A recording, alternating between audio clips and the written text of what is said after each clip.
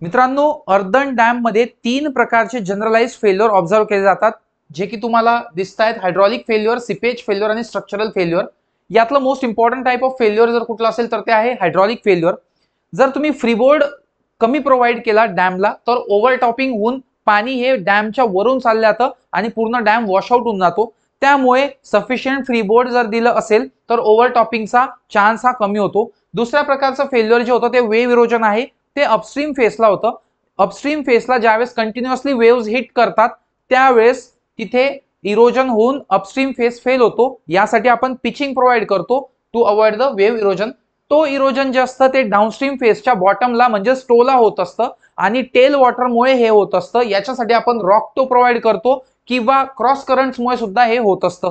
गलिंग जे असतं ते हेवी डाऊनपोअरच्या अंडर ज्यावेळेस पाणी डाऊनस्ट्रीम स्लोपवरून फ्लो होतं त्यावेळेस गलिंग होत असतं. याच्यासाठी आपण